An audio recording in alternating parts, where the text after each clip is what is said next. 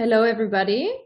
Welcome to the second event of our series on the role of economic growth in decarbonization and a green transition. My name is Christiane. I am part of the Decarb Future Economy Forum, and I will be guiding you through the event this evening. For those who don't know the Decarb Future Economy Forum, we ask our guests the question, how can we decarbonize our economy? And to answer that question, we invite experts who bring really different approaches to present their ideas, and we invite them to do so on a shared platform. Some of you were already here for our first event on green growth with Professor Ottmar Edenhofer and Professor Katherine Hepburn. They argued that while there are limits to GDP growth, there should still be growth and ideas to help us green the economy. Or in the words of Katherine Hepburn, more mind, less matter. They also suggested that we should move beyond GDP by measuring inclusive wealth, which would measure natural capital alongside traditional income. Now, today's event also proposes ideas to move beyond GDP growth, although, as I understand, in radically different way. Today, we are looking at post-growth and degrowth economics, call for a fundamental change to the way in which we organize our economic system. And as you will hear in a moment, this does not only mean changing the outcomes or goals on which we focus, it also requires thinking about the power structures that we have and the kind of life that we really want to live. To discuss these important topics, we are very grateful to have a stellar panel today. So Tim Jackson, Susan Paulson, and Katherine Trebeck, hello to the three of you. A big and warm welcome from our side. Our speakers are absolute experts in their respective fields. Each of them will give a short presentation with their key messages in the first half of the event. And then we'll have time for discussion between the panelists. And for that discussion, we really want to have your audience questions as well. So as this is a webinar, participants are muted and without a video. So if you have a question, please use the Q&A function. And in the Q&A function, you can then also see other people's questions and comment on those or upvote them. We'd also like to let you know that we'll be recording this event, and the recording will be published afterwards on our website. Finally, before we begin, I would like to thank our partners that are making this whole event series possible in the first place. So thank you to our funders, the Think Lab of the Stiftung Deutsche Wirtschaft and the E.ON Stiftung. Thank you also to the Center for Sustainability at the Heisse School of Governance in Berlin for providing the technical infrastructure. And a big thank you to our academic partners, the Mercator Research Institute on Global Commons and Climate Change, and the Zoe Institute for Future Fit Economies. Now, without further ado, I'd like to just introduce our first panelist, Susan Paulson. Hello, Susan.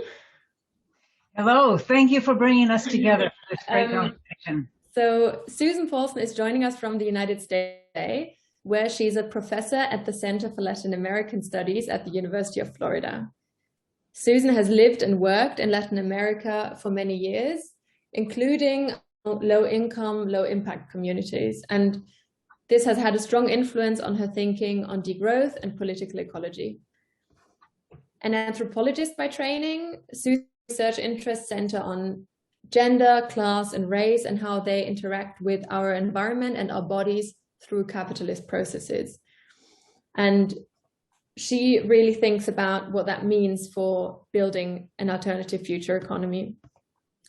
Susan's most recent book is called The Case for Degrowth. I have it right here. She's published it together with some amazing co-authors.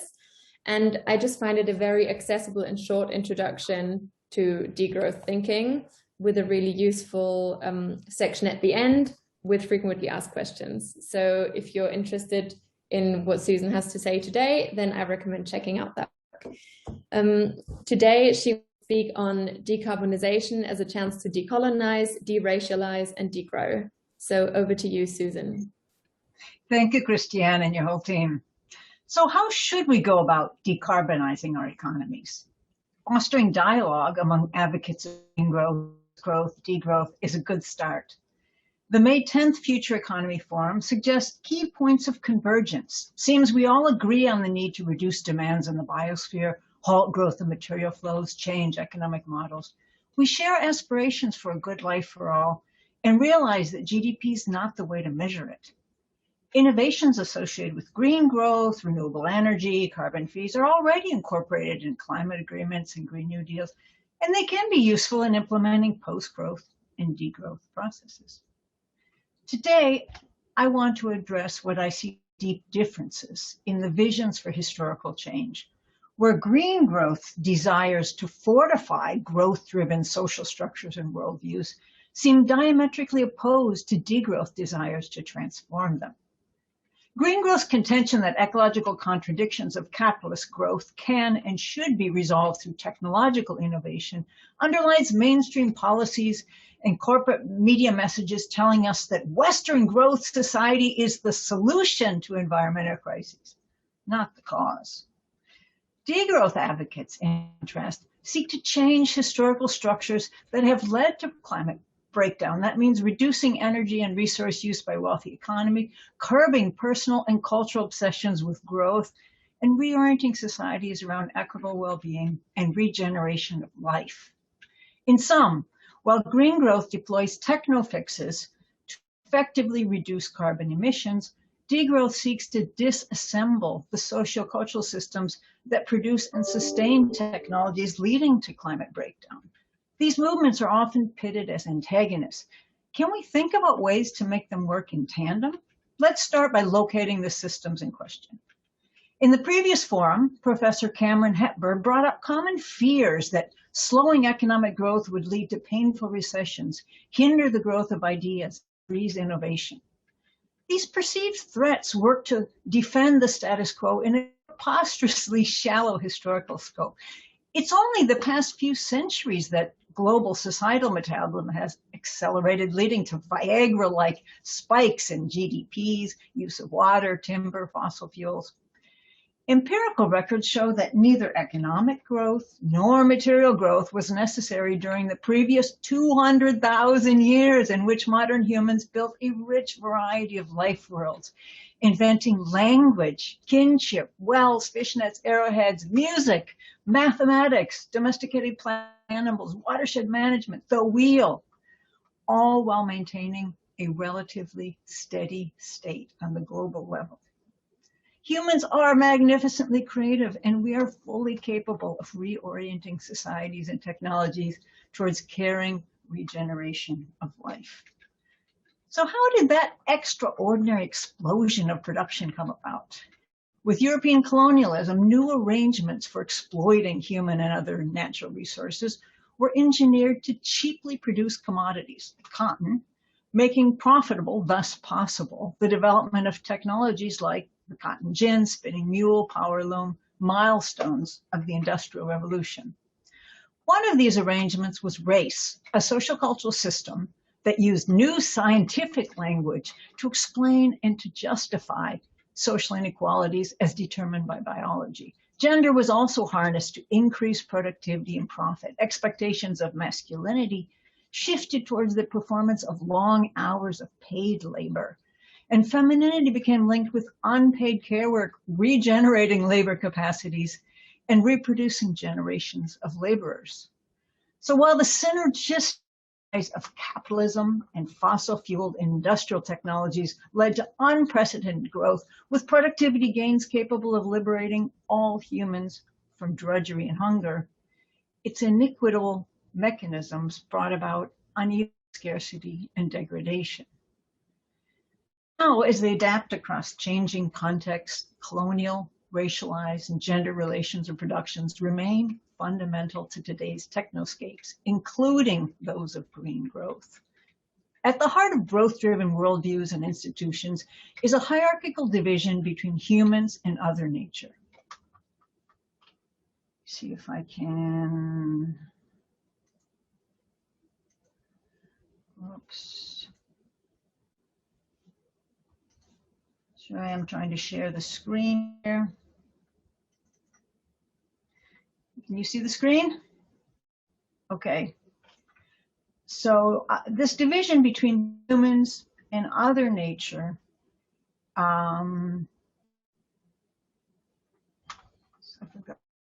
okay.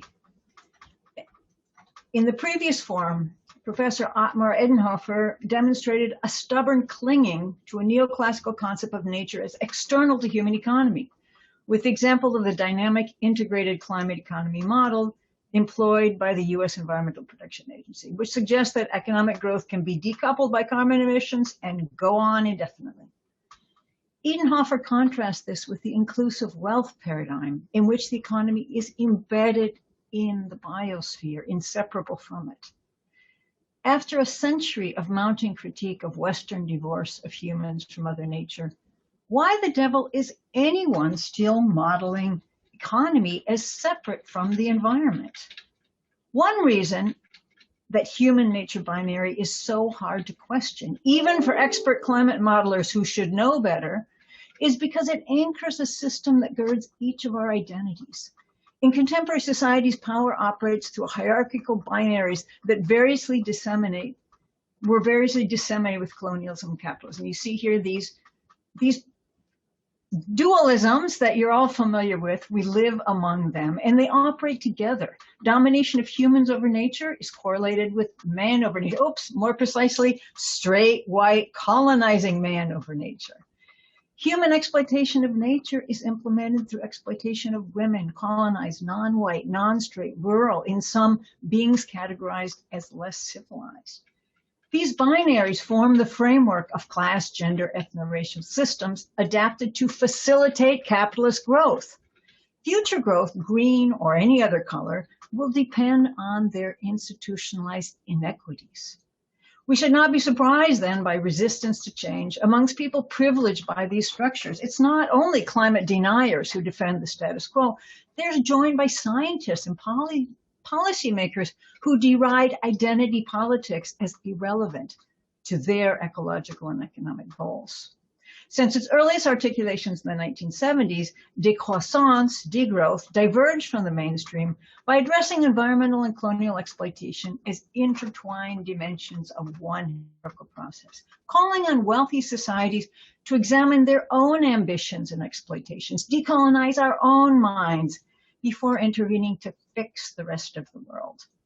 Today, degrowth scholars criticize trickle-down and charity discourses that make it seem as if growth of wealthy economies helps the global south, and instead rejoin decolonial calls for wealthy countries to repay ecological debts, reverse unequal flows of capital, resources, waste.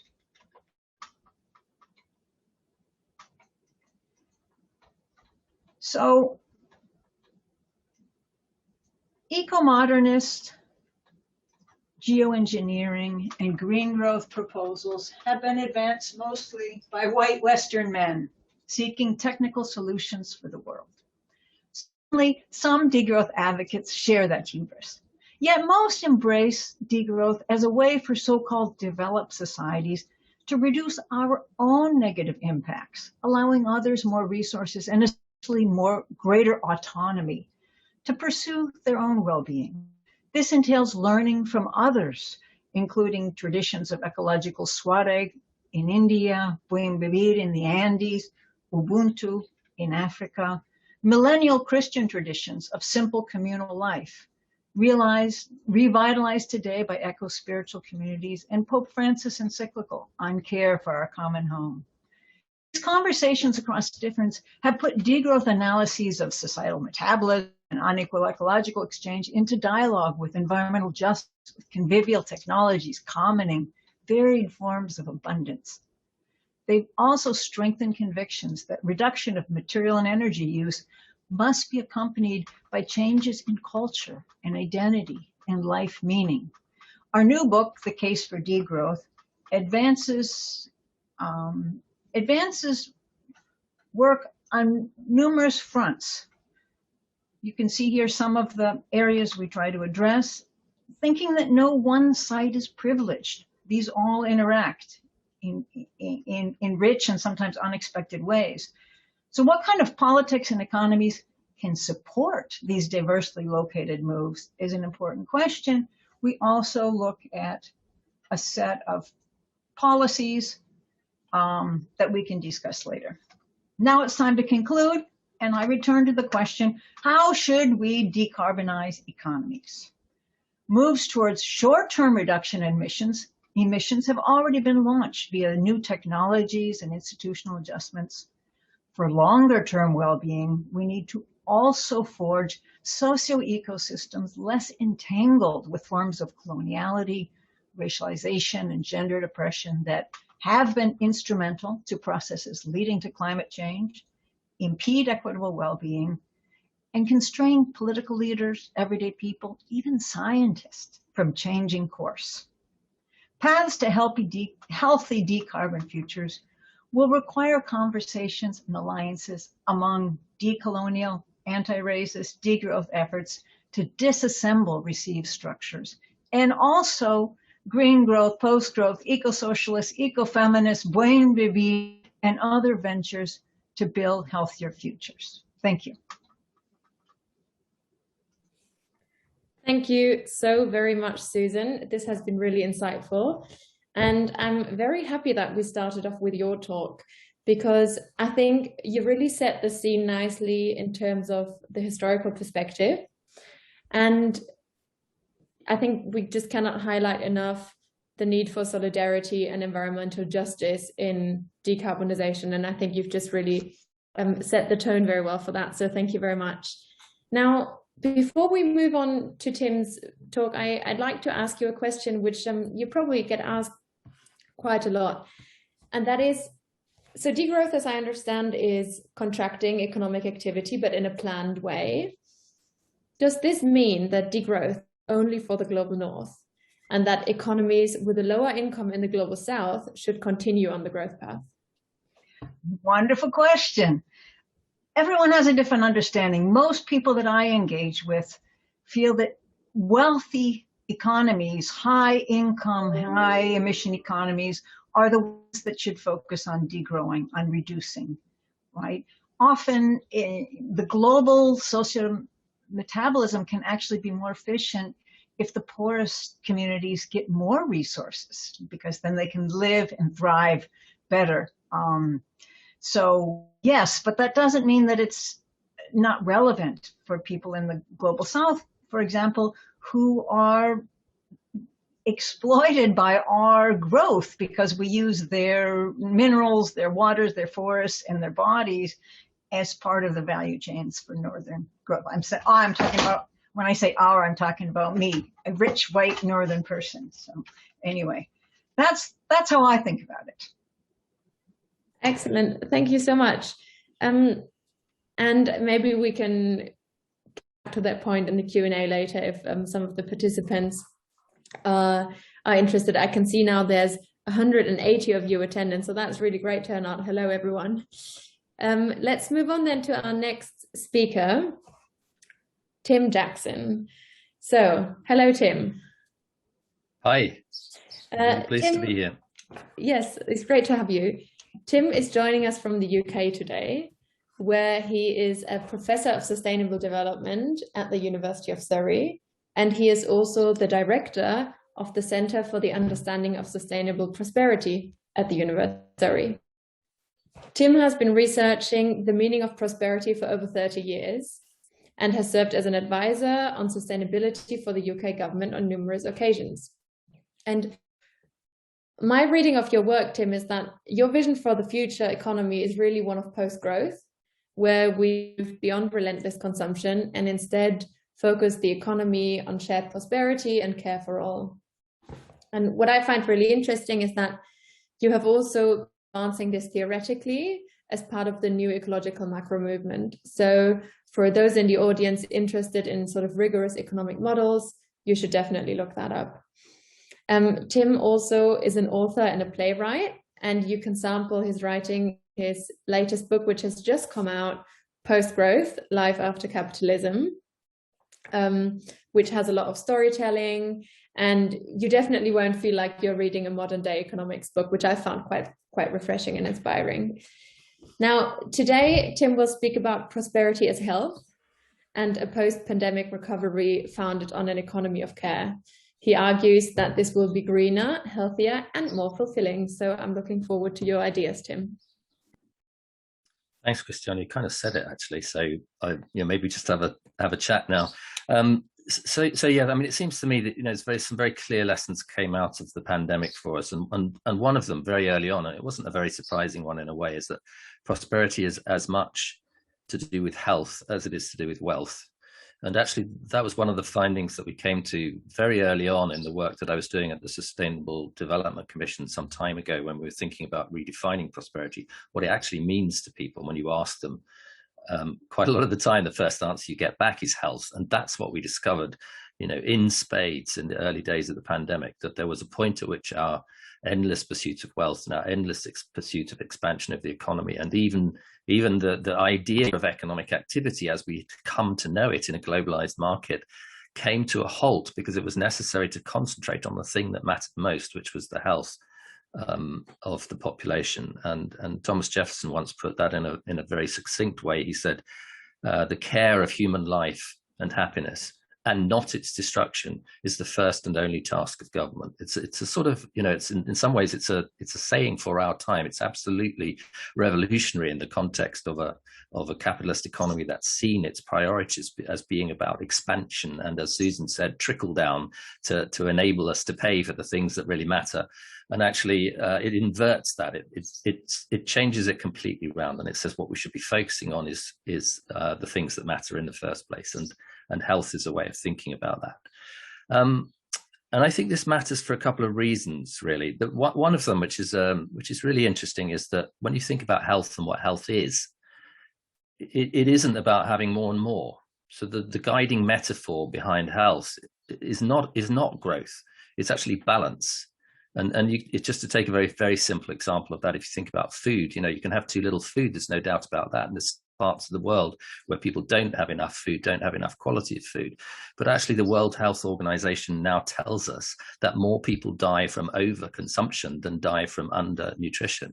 And that's a staggering kind of indictment, if you like, of a system that has failed not just the poor, but also the rich. It's sold us a vision that having more and more is the way to happiness and prosperity, where in fact, if you think about the metaphor of health, that is almost never the case. Health is a balance. You can have an excess just as much as you can have a deficiency, and you can have that in many areas of your life. And in Postgrowth, I talk about how it's not just true of food, but it's also true of in which we pursue leisure, the way in which we accumulate stuff, the way in which we treat our friendships, the way in which we accumulate likes on Facebook, and so on and so forth, that we're lost in a mantra of more, when actually quality resides and health resides in the concept of balance. And then there's another sense in which this idea of prosperity as health is important to us. And it was, again, a lesson from the pandemic, which is that if prosperity is about health, and if the task of government is the care of human life, then the economy itself should be organized around care. And yet what we learned painfully, actually, in the early stages of the pandemic was how much we had undervalued exactly the people who mattered most in society, the ones who were working in the care economy.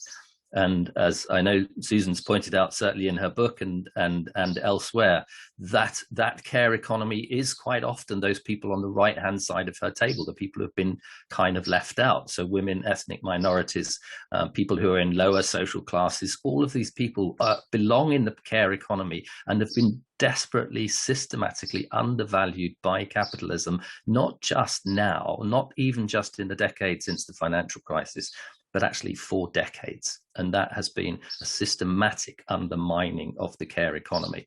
And just as there was an underinvestment in those people as carers, there was an underinvestment in social care and in care systems and in health and in hospitals that were the casualties of an era of austerity that followed the financial crisis and created a situation in which we were devastatingly more vulnerable to a crisis, a pandemic, than we need have been. And that is a lesson I think we forget at our peril. It's an incredibly important place to find ourselves. And I want to point just to two things that come out of that for me. The first is that we must lay this failing at the feet of capitalism itself. When you think why care is devalued in society, when you think about why wages are devalued in society, why wage labor is devaluated in society, why cleaning is devaluated in society, you end up looking at the structure of capitalism and the way in which it privileges the owners of capital over the earners from wage labor. And that systematic thing sits right at the heart of the growth-based capitalist model in the pursuit, the endless, relentless pursuit of productivity in the economy. And so in other words, a care economy is antithetical to a productivity-driven economy. And there's a very good reason for that. Productivity is that you can enhance through manufacturing processes and machines. Care is not that kind of commodity. It's something that requires the allocation of people's time in the service of others. And that is a thing which capitalism itself finds hard to integrate into its cost structure, into its incentive structure, into the way that it operates capital markets, and indeed in the relationship between the market and the state. In other words, we cannot get away from this deeper critique of capitalism. We have to address that. I'm absolutely delighted, I have to say, that Ottmar Edenhofer and Cameron Hepburn have now agreed that there's a life beyond GDP growth, because 10 years ago when I was discussing with them, that was definitely off the table. So I'm really glad they're on side now. I'm hopeful that they will begin to get to this deeper place where you actually have to question the way in which growth, productivity, and the relentlessness of that process is driving out the sectors of our economy that really matter. But I want to make one final point in relation to recovery on the basis of this learning. If we're thinking about recovery and we're thinking about green recovery, I would argue that the care sector is in fact the place where we should focus that, because it turns out not only is this is the place which offers valuable services to society, only is this the place where human beings work in the service of each other. It is also the greenest part of our economy. So lots of people think about the green recovery as investing in lots of solar panels and green technologies and efficiency and productivity and all that lovely, sexy, male-dominated stuff. But actually, the reality is that when you look at the carbon footprints of our economies, it's the care sector which is employment intensive. It employs lots of people and it has low carbon footprints. It is the place, the fundamental place for a green recovery.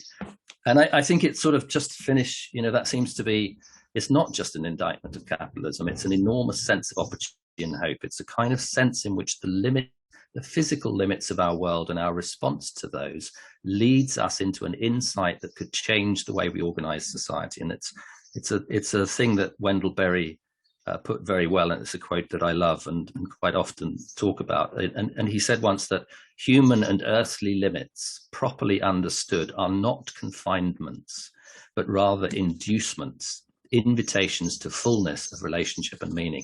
And that relationship and that meaning starts and sometimes ends in a very real way with care. Thank you so much, Tim. I think you did an excellent job there of just showing us what's really, really important, obviously, in everyone's life, and how we can perhaps refocus our economy towards that. And I really hope that during the Q&A later, we can come back to this idea of the economy of care and think about some of the specific ways in which policy can address that, or in which we address that also individually as well. But for now, I'd like to ask you about something else that in preparing for today's moderation, I listened to your episode of Sustainababble, and there you called yourself an accidental economist, which really made me laugh, because I would say that I'm an accidental economist as well. And then in my research, I found out that Susan and Katherine also both aren't economists by training. So how do you think that contemporary economics as a discipline kind of fuels that growth narratives and the politics that comes with it? So that's why we're all in this group, and Otmar and Cameron were in the other group, is that they refused to be on a panel with us because we're not proper economists. Is that what you're saying, Christiane? No, that's not at all. And actually, Otmar has especially requested to come back to the Decouple Forum to debate with, Fantastic. I guess, accidental economists. So we'd be more than happy to have you and Otmar together in another round of this. I think that might be male and too white, but we could just some iteration of this panel and that panel. That would sound like quite a good thing to do. But yeah, I mean, in very quickly in answer to your question, I do think it is it's there's kind of the discipline of economics has surrounded its own territory with fortifications of various kinds in the form of peer-reviewed journals and the quality of those journals and the peer review process and what's in and what's outside the tent and what can and can't be talked about. And, it was time really 12 years ago in the financial crisis to dismantle all that, because it led to a very dysfunctional economics. Nobody should even be thinking about defending those ramparts anymore. The boundaries of economics have to be open to the accidental economists. Yes, I agree with that. But then again, I'm probably biased. I think we're all biased on this panel. Yeah. That's the trouble. Maybe there's someone on the audience who can challenge us. Yes, please do afterwards in the Q&A. By the way, if you do have questions, I think the Q&A is already open, and then we can come back to those later. But now, thank you, Tim. Let's move on to our third panelist. So we have Katherine Trebeck. Hello, Katherine. If I'm not mistaken, you're joining us from Scotland today. Yes. Yep. So, Glasgow. Awesome. Katherine is the co-founder and senior strategic advisor for the Wellbeing Economy Alliance, or short, WEAll. You hold a PhD in political science from the Australian National University, and also spent many years working at Oxfam, including with the popular donut economics model. And for those of you in the audience who don't know WEAll, I highly recommend looking it up. It's a really exciting initiative that connects organizations, movements, and individuals who work towards what Katherine calls a well-being economy. And Katherine, we've invited you today because you really are an expert on the movement and policy side of things, and you know what's needed to make things change. And if you would like to learn more about Katherine's economics, she also has a book, The Economics of Arrival, Ideas for a Grown-Up Economy. I do love the title of that, I must say. And she wrote that with Jeremy Williams in 2019. So it has lots of stats and facts to support what she'll be telling us today. But yeah, so today Katherine will speak about how a well-being economy can deliver for people and for planet without focusing overly on economic growth. Over to you, Katherine. Thank you so much, and just wonderful to be here, and thanks to all the organisation who've put this together. It's really, really great to be having this conversation. And I'm ashamed to admit I actually do have an economics degree, but it's way down the back of my sofa, hiding away, but probably tiny little microchips still. Sorry about that. No, that's all right. No, I very quickly moved on into the sort of politics side of things, because people often describe economics as looking at the economy without looking at power and politics, and then political science looking at power and politics without looking at the economy. And I sort of am loving that space in the middle of political, where you bring the two together. So that's sort of where I luxuriate at the moment. And I want to just sort of put my hand and say that following two intellectual powerhouses such as Susan and Tim, probably the best thing I can do is just say what they said, rewind, listen again, highlight, underscore, because as ever, I was nodding along and just taking notes and agreeing with so much of the points that Tim and Susan outlined. And so what I want to offer is just maybe 3 points that I want to reflect on some of the previous conversation and think ahead of where do we go now? Where does this debate move? And I think one of the critical questions and the critical almost mindset shifts that we have to face in this movement, those of us and in all our diversity who are working to create an economy that serves people and planet, is this question around the economy as an outcome and growth as a goal in itself. And you hear that so much, the way people talk about the economy, it's just this default that the economy is an objective in its own right. And you even see that with that classic image of sustainable development, those 3 pillars. You have the economy there on a par with society and with the environment. And so no wonder people hold on to putting these nice adjectives in front of growth, whether that's green growth or shared growth or sustainable growth or inclusive growth or organic or low fat or whatever nice sort of adjective you want to have. We hold on to that because we see growth in the economy as one of the goals that we want to pursue. And yet, if we stop and take stock and look at where we are with so much of the social policy and charitable effort that we've had for the last few decades, we see so much damage that is done in the pursuit of growth, whether that's to people or to planet, then demands remedial, reactive, defensive, downstream expenditure to then respond to that damage that then creates another driver of growth. And so it's what I describe as the long way around to the sort of outcomes we want, in that the first step is just grow the economy bigger, but turn a blind eye to the collateral damage to people and planet, and then try the political machinations to sequester some of that back through taxes, and then use those taxes to deploy via redistribution or remedial education or top up wages for those who are still working but not earning enough to live on, or housing benefits, or those sort of prison system, or a lot of accident and emergency treatment, or mental health treatment, or carbon capture, sequestration and storage, or planting trees, or beach cleanups, and so on and so on. I mean, it's like an onion, all these layers of what we might describe as failure demand, these defensive expenditures that ecological economists would talk about. And actually, Serge Latouche, talks about consolation goods, individual sense. And so we spend all this money trying to cope with a system that then generates its own demand for growth. So it's almost highly inefficient, I'd say, completely daft, wasteful way of setting up our economy and focusing on what we really need.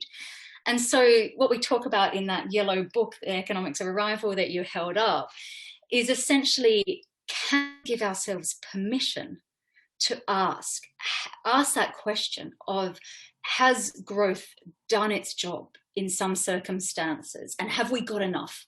And have we arrived in the sense that we have enough wealth and resources collectively? And that then begs another project, and that's about sharing and cherishing those wealth and resources.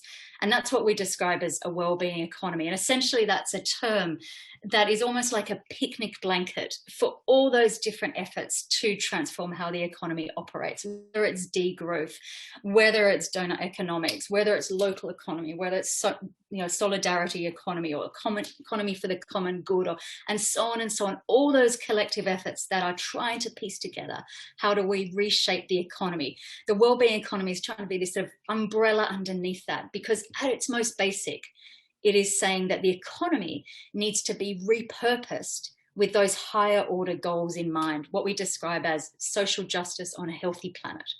And that's really nice to say, but it's quite a profound shifting of how we think about the economy, really seeing the economy as in service rather than a goal in its own right. So it's quite a massive switching of how we think about what the economy is doing. And it demands that we ask questions of how do we design our tax systems and subsidies and incentive structures? What sort of business models might operate? Are they ones that have their micro equivalent of GDP? They have just short-term profit? Or are they ones that use profit and commercial as a vehicle to deliver social and environmental benefits? You know, things like worker cooperatives or social enterprises. There's a whole plethora of different business models that are service of those goals. Is it what we price? Do we take into account the care economy and the environmental externalities so that we have price signals that are not falsely distorting and making falsely cheap the sort of activities and commodities we buy? Is it how do we design our infrastructure and set up our cities? Is it just for consumption or for places where communities can come together and choirs can happen, for example? And it's also questions around how we do democracy. Who is included? How is participation happening? Is it deliberative? How does money get deployed? How are our government budgets created and set up? And who are they in service of? And how long-term are they focused? And when it comes to the question of growth, I often describe the wellbeing economy as really reflecting that we need to be fair weather friends of growth. So grow what's important when we need it, when it's in service of those higher order goals, but not be its ever faithful followers. So allow ourselves to think very differently about what the purpose of growth is and apply a qualitative lens to what we need more of, and really take account of what we need to power down because it isn't in alignment with human and ecological well-being. And one of the outcomes, I just want to sort of end by reflecting on one of the outcomes of the previous session was the need for new measures. And I challenge that because I think in a lot of countries, such as the US, UK, Germany, it's not the case of a lack of metrics now. I almost think to a great extent, our colleagues in the statistics offices and statistics departments have done their job. Of course, we could probably have almost more timely data. It could be much better disaggregated. But I don't think the excuse anymore is that we don't count enough things. We're a highly quantified society. I think actually the question is, we utilize those measures to purpose and reorientate policy regimes, hence to reconstruct and redesign the economic system. And part of that question is about creating wellbeing frameworks. But again, that's not enough. Over half the OECD countries have a wellbeing framework, a multi-dimensional dashboard of indicators, a nice vision statement. Does that mean that half the OECD countries are well on their way to creating wellbeing economies? Absolutely not. So even just setting out those vision statements and collecting the evidence and having the targets in and of itself is not enough. And so what we need to do is almost brace ourselves for that harder task. We've come through the foothills and we need to sort of put our backpacks on and link arms to go through that harder journey of that fundamental reorientation of our economic system and changing the policy regime accordingly. I just want to really quickly finish by saying one of the messages that was highlighted in the summary document from last session was that economists need to design new measures of progress. And I would say that's a hell of a red flag. Wait a minute, because if we're going to create a wellbeing economy, that has to be, as Christiane, you said at the beginning, it has to be about a power shift. So it cannot just be for elite academics or people sitting in government departments, sitting down around a table and saying, this is what progress is about. If we're going to move on from GDP, we cannot just replace it with another elite-led measure. We need to have citizens at the heart of defining and holding policymakers accountable for the sorts of metrics that really align to what we need. Thanks so much. Thank you, Katherine. Again, really, really inspiring talk. And I think it's the perfect way to kickstart us into our Q&A as well. So we have just under half an hour now of discussion, and I see there have already been some questions coming in through the Q&A. But before we go into the Q&A, I'd also like to ask you a question, Katherine, perhaps to get everyone's mind into that frame a little bit. Can you tell us about your favorite example of the well-being economy in practice? Do you know, there are so many, and I think what's really important to recognize is that so often this isn't a step into the unknown. We see what a different economic system looks like because we see it perhaps in microcosm around the world, whether it is sort of pro-social business models like worker cooperatives. There's a wonderful one down the road from me called Green City Whole Foods. It's been around since the 70s, and their goal is not to make tons of money for remote shareholders, but it's to generate benefits for its members, and they do so by selling brilliant organic food, whether it's participatory budgeting initiatives that we see around the world, or whether it's governments such as those that are part of the Wellbeing Economy Governments Partnership, which is led by Scotland with New Zealand, Iceland, Finland and Wales, who recognise that in the 21st century, success is not faster GDP growth. It's about putting well-being at the heart of economic policy making. And what's lovely that unites them, and this is almost perhaps a defining feature of the wellbeing economy attitude, is that they also recognise that none of them have all the answers and none of them have got there yet. None of them have cracked this. And so that humility has brought them together, and they have monthly policy labs where they share ideas and challenges and support each other. So you have New Zealand talking about its wellbeing budget process. You have Iceland sharing its amazing work also wellbeing frameworks and gender budgeting. You have Finland talking about its future generations work. Equally, Wales talking about their future generations commissioner. I mean, there's so much happening, but none of it has yet added up to that whole scale shift. And so it's this lovely example of collaboration and collegiality amongst governments that I think so often is in contrast to so much of what we see in international relations today, sadly, where it's sort of head down and this sort of nationalized approach to economics and cooperation. Yeah, thank you. I found that a really interesting answer in that there's the wellbeing economy can operate really localized, like in that workers' cooperative that you described, or it can even be taken on board at a national level as well. Yeah, and it has to be all levels of the system. It's local, it's city level, it's regional, it's national, and it's supranational.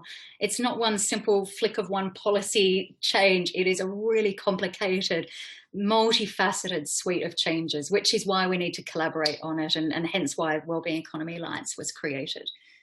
Yes, and it is such a fascinating initiative. I found myself, kind of getting lost in your website a little bit, preparing for this. But I'll take the first question that that I have here from the Q&A box. So it's my colleague Lucas is taking care of the Q&As and then passing those over to me. So thank you for sifting through the Q&As, Lucas. I'd like to ask this one probably to Tim and Susan as well. We've heard these ideas a lot, but how do you actually get people to consume less? Our lives are built around consumption, which is almost impossible to escape, especially, so how you put degrowth and postgrowth into action, especially given that capitalism always puts the spotlight on individual behavior and solutions.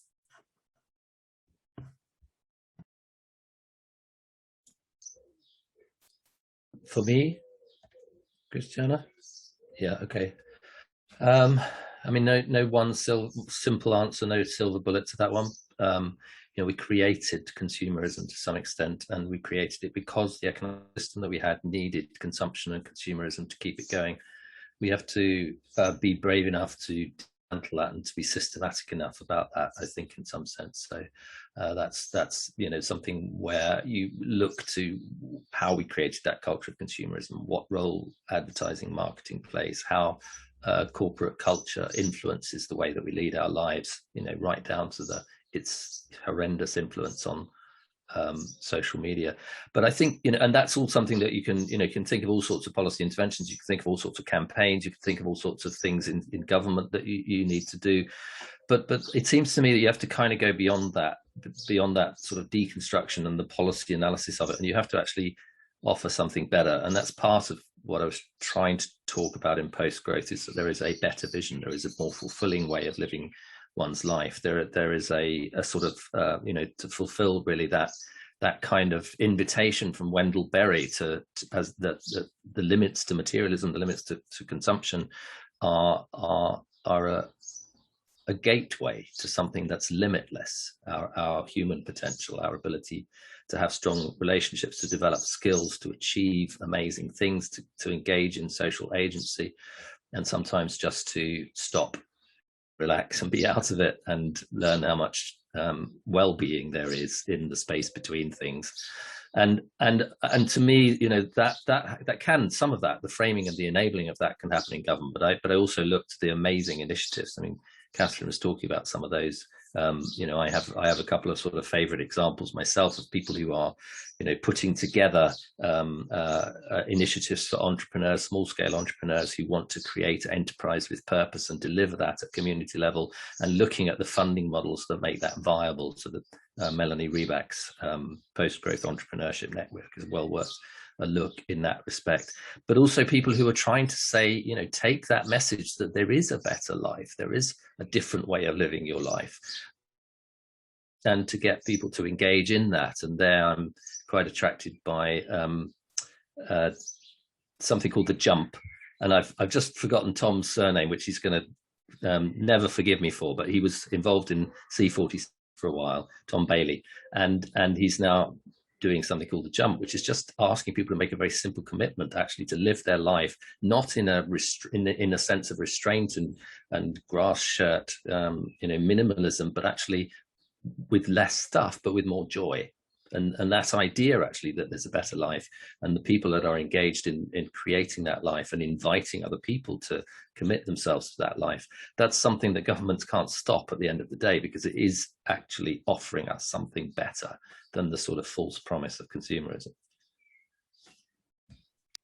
Susan, what are your thoughts on it? How do you think you can get people to sort of stop consuming so much without appealing too much on the individual behavior?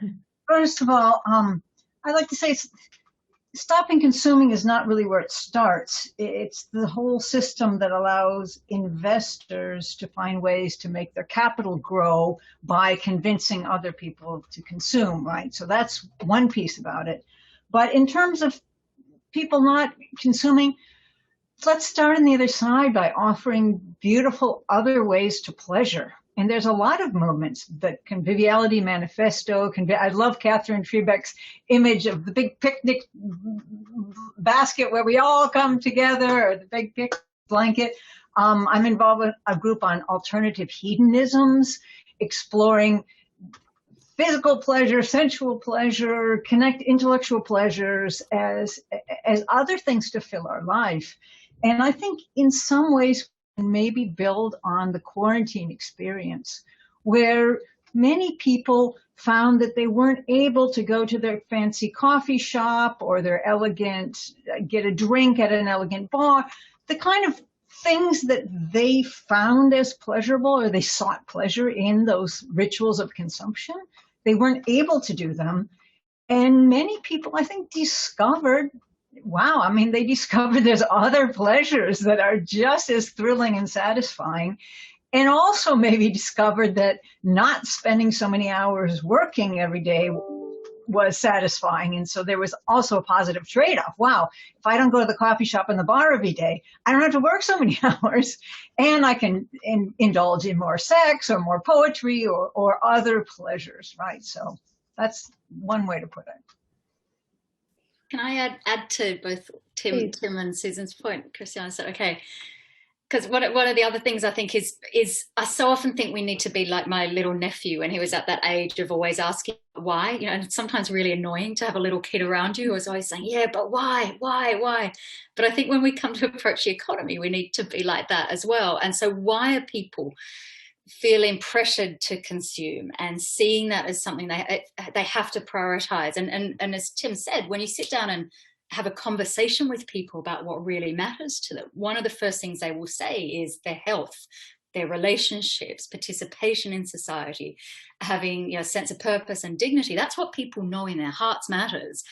And then when it comes, so often it pushed like, you know, little mice on a race into the sort of consumeristic activities. And that's partly how our cities are designed. It's partly because of the pressures of advertising, just shoving down people's throats and down their eyeballs, that those messages that you're not good enough if you don't have the right kitchen or the right handbag.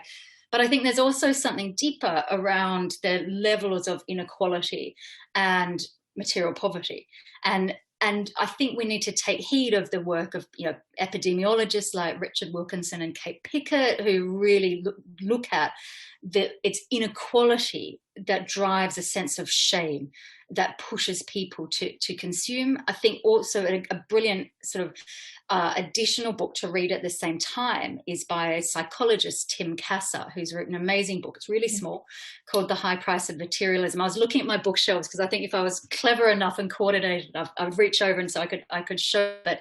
But Tim Kasser's book is really, really worth reading. And one of the things he points to is people more susceptible to materialistic values and messages if they've experienced economic inequality and hardship.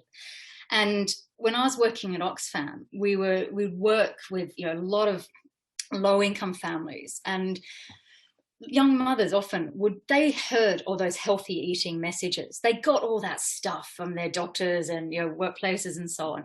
They would consciously skimp on the food that they provided their kids, because that's hidden consumption, that's invisible, in order to make sure that their kids didn't walk outside their house looking visibly poor, so that they had the right trainers or they had the right phone, because that's visible consumption. And those mothers are not stupid. They know that the shame of looking poor in societies like ours today is so profound. And that's us as societies that have created that sense for those mothers. So I think there is something about the structures of society and levels of inequality and sufficiency of income and how people feel included in those structures that we need to attend to as well. Yeah, thank you. I really agree, actually. I think that was a great third perspective on answering the question, because it took it back to that structural level. And so that in the end, although the individual consuming, it's not necessarily the individual fault, onus then to change that. We have another question here from the Q&A, which is more about definitions in the degrowth, post-growth, well-being economy world. So how can we ensure a consistent language when we speak about these things? And is it really just about definitions, or are there really big differences between, for example, degrowth and a post-growth vision or a well-being economy?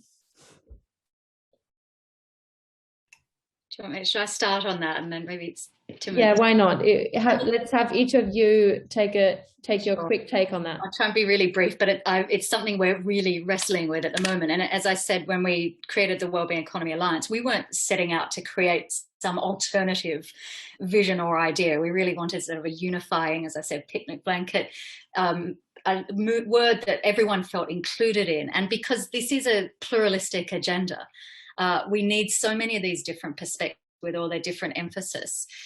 Having said that, there is a risk of corruption and sort of people talking at cross purposes. And since I've been working much more with folks in the States, it's really been apparent how even definitions of something like capitalism, how it's held in the States, compared to how someone sitting here on the sort of political margins of Europe at least would understand the idea of capitalism. And you can just end up talking like this. So I think at least understanding what people are meaning when they talk about things. And the word well-being, sometimes, and don't tweet this because my colleagues will kill me, but sometimes I really am quite frustrated with it, because it's so ubiquitous. You've got so many different terms and different understandings of it. And so often it morphs into that individualized happiness type approach, whereas very much we emphasize that system change, collective well-being side of things. And so yeah, I think understanding what we're meaning does matter, but I wouldn't want to force folks into one single yet set of languages, because these terms translate differently. I mean, well-being often translates as welfare in some Scandinavian countries, and that would go back to some of the things I was frustrated about. As Susan was outlining, there's a lot of First Nations ideas and non-Western ideas that really resonate this with. So use that language and meet people where they are. I'll shut up there, Tim and Susan. Over to you. Yes, Tim and Susan, what are your takes on this? You go, Susan. Katherine said it all. Each of these ideas has its own conversation and its own life: post-growth, well-being, caring, and I think it's good that they coexist. In terms of degrowth, there's always been a debate, even amongst advocates of degrowth, why use such a scary, ugly world that freaks people out. I see someone here wrote, 90% of my friends don't even know about it. People don't like it. There's some reasons for it. One is to avoid the kind of co-optation that happened with sustainability and other things, right? Capitalists aren't going to sort of embrace it and make it theirs and take it away from us. But I think I tried to reflect today a little bit about how it's part of a deep worldview project that goes together with trying to decolonize, depatriarchize, deracialize, to sort of question and I think we not really uproot, but sort of distance ourselves from some of the things that are part of us. We're porous creatures and we've internalized growth and racialism to their part of us. So that kind of aggressive thing of degrowth is part of that scary challenge. And that's just one piece. And I think the post-growth, what Tim will talk about, what he uses more, is motivating us to move forward. And I think we need to do both of those. Those are, yeah. Yeah, Tim, would you agree with that? And specifically, don't you, well, as I understand, there's a bit of a difference in substance, though, between the degrowth and, for example, the post-growth or more growth agnostic? Not much. I don't think it's much. Okay. I mean, I do think it's about language. I think it's about diversity of language. It's about pluralism of perspectives. I've been involved with the degrowth movement since its reincarnation in about 2007. I was at the first degrowth conference in Paris. Rufi Hooting played jazz piano, and that was the opening of the conference. It was wonderful. And that community has always been asking the same questions, same kinds of questions that I'd been asking, the same questions that I was asking in Prosperity Without Growth, the same questions that Katherine's asking in the Wellbeing Alliance. I don't think there's a huge difference. I mean, one thing I would say that made me move a little bit towards the post-growth language instead of degrowth, I think one is, I mean, I absolutely accept that point that Susan's making about you need that challenge. And I think that degrowth has made that point very strongly. You have to decolonize your imaginaries. You have to find the place outside the existing system where you can begin to think again. I think that's really important. The one query which I mean, I've spoken to quite a senior degrowth advocate who once told me, the idea of a kind of post-growth economics is an impossibility, something along those lines is what he said. And there is an element within the degrowth community who also wants to chuck out economics, and I can see all the reasons why we'd want to do that. The ones that we've already spoken about, that the economics we've got is a very narrow place to be, and it hasn't thought through those things well.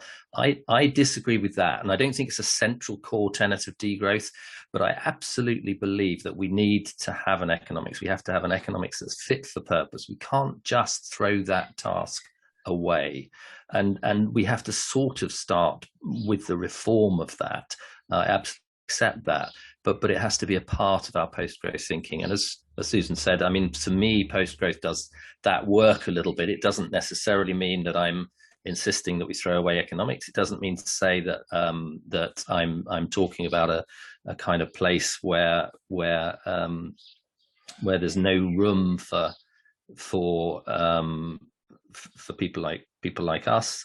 And I am talking about it as a kind of progressive way of thinking about the world that we live in, which to my mind is already to some extent a post-growth world. But I think it's wrong to create too many differences between these linguistic divisions. Okay, yeah, thank you. That was really interesting. I didn't know that, actually. I always am an avid reader of all these different sort of streams, but I always thought, though, people were much more intent, I guess, about which term they use and then what that means as opposed to the other term. So that was really interesting answer to me. So just touching up on that, Tim, so where do you see then the role of economics in that new paradigm? What would you like the Treasury to do, for example? I'd like the Treasury to be subservient to the Department of Health, although not necessarily in this country, because it would put not necessarily the right people in power. But I do think, I think in a way it's a kind of good idea that the Treasury, what was the question again? What would I like Treasury to do about? No, that was just an example, but sort of where you would then like to see the role of economics.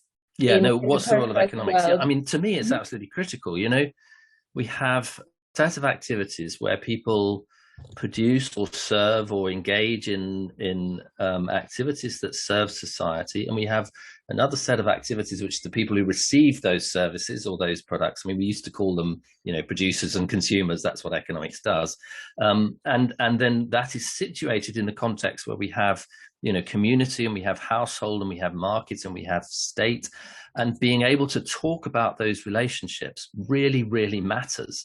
It matters when, for example, we're talking about confronting inequality, and you referred to work in this sphere. It matters to say what's going to happen as you move to this different kind of economy.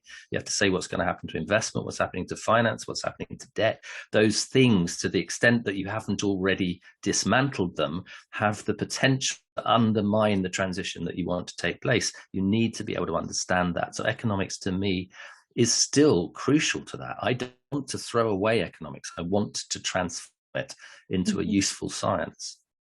Okay, thank you. So just with an eye on time, there is a third question that my colleague has sent me over, which is actually the question that I was going to ask as well anyways. And Tim, perhaps there'll be a bit of antipathy towards that question from your end, so you can say something else if you don't want to answer that one. But it is, what are your top 3 policies in a current capitalist economy that we can use now to move the economy towards degrowth, post-growth within the next 5 years? Because obviously this is urgent. The climate crisis is urgent. Should I start, Susan? And thinking, and also I'll just shoot from the hip. This is a question that I suspect all of us and probably people in the call get asked a lot. I wish it was that simple as just coming up with 3 policies, because there are so many changes across all levels of political systems that we need to embrace. And so I guess the first one is redesign government. So it's whole of government thinking, and you have departments working together, and you have long-term budgeting rather than short-term service provision, sort of spending orientated governments that really, and government making that really focus on how much we're spending on certain sectors rather than what outcomes are being achieved, and that's quite a massive shift. But there is a lot of work being done around this idea of well-being budgeting that's starting to move us in that direction. I'd massively, kick GDP as a measure of progress back into the 20th century where it belongs. And what to replace it with? Well, there's heaps of other metrics out there already, but I think one of the flaws that so many of them hold is that then they become technical abstractions that are disconnected from everyday understandings of quality of life. And when most people are talking about dashboards and indicators, they're talking about their car. They're not talking about how they're faring and how their lives are. And so I think we need ones that really resonate. And Tim's probably heard me say this before, but I often think we need ones that make intuitive sense to people as well as correlating with multidimensional well-being. And so an example of that is the number of girls who ride their bikes to school. Imagine if we had politicians coming into elections saying, under my watch, that's what I'm going to focus on. So much good stuff would be in place if those sorts of numbers were going up. And then finally, I would just put my shoulder into supporting having more worker co-ops and more social enterprises and those sorts of business models, so that have them make up the economic ecosystem rather than extractive business models. But I could go on, and we should have a long list, because it's not as easy as three, but maybe we'll get to 9. Great. Susan, why don't you go next with your top 3, please? All right. First of all, a Green New Deal. there's many Green New Deals. There's not just one, right? And so, for example, in Europe, there's the European Green New Deal, and then the Green New Deal for Europe, which includes as one of its pillars an endless growth, right? So basically a package of integrated moves towards decarbonizing society. That's one policy. Another policy, reduced working hours. We already produce way, way more than we need to have a healthy, balanced life, right? And at least in my nation, in the United States, you have to basically work at least 40 hours even to get access to health care, to get access to sort of basic rights, a paid day off and other things like that, right? So we could change policies that allow all of us to work 20 hours a week, right? Then everyone gets a job. We make less total impact on the economy, and we have more time to explore other types of pleasures that I mentioned before. And my third one is right in there with Katherine Trebeck's work. It's about policies that support communities to flourish again. And I think in this recent twist of history, we've really been reduced to extreme individualism and then sort of nation state. And the rest of human history has been about communities. Good Lord, we didn't certainly survive as individual creatures. We're not fast, smart, or quick enough, or sneaky enough, or camouflaged enough. Communities are what it's about. And there's all kinds of sort of policy packages we can do to allow community level economies and commons and initiatives to thrive and grow and flourish in a way they have through the rest of human history. So those are my three. Excellent, Susan. And then Tim, how about you? Yeah, I mean, I don't have so much antipathy to that as you might think.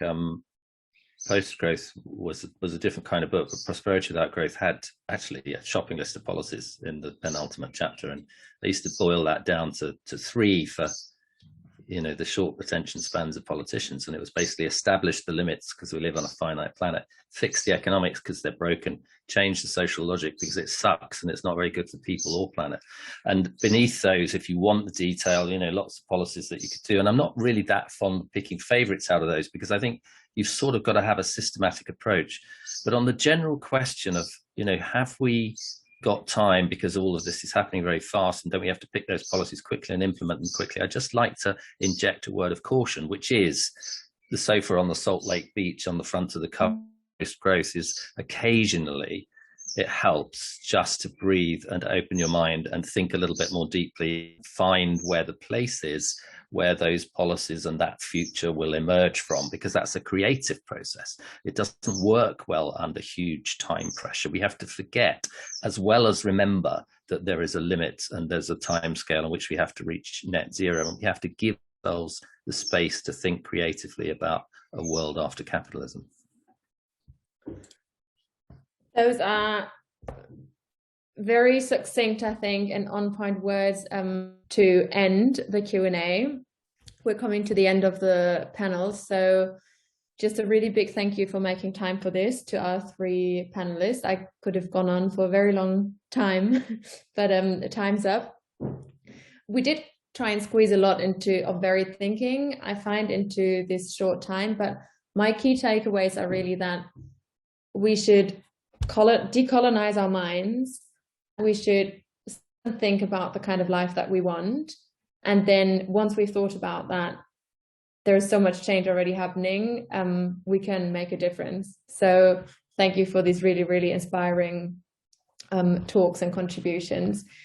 I'd also like to thank all my colleagues at the Decarb Future Economy Forum who are working very hard behind the scenes to make this happen. So for today's event specifically, that's Lukas, Alex, Jan, Oliver, Jarosz, Anna, Paul, Johannes, Friedemann, Mats, and everyone else. Big thank you to you. We have another event coming up, our next one, which is just 2 weeks away on the 29th of June. And at that event, we will put green growth and degrowth together to ask the question whether these approaches can learn anything from each other. And our guests will be Beth Stratford from the University of Leeds and Professor Daniel Fiorino, who also incidentally will be joining from Florida, moderated by my fantastic colleague Sophie. And that will be the last event before we go into a bit of a summer break, of course. So I really hope to see many of you there. And then finally, the Decup Forum is a student-run initiative, and we can always use more hands and more brains really to put on these kinds of events for you. So if you're interested in getting involved, please send us an email at info@decarb, so that's DCARB_.world, or get in touch through any of our social media. And online you'll find the recording of today's event, which we'll be uploading in a short while, and you will also be the first to know about new events coming up. Thank you so much, everyone, for your attention, and then have a lovely rest of the day. Bye. Thank you. Bye.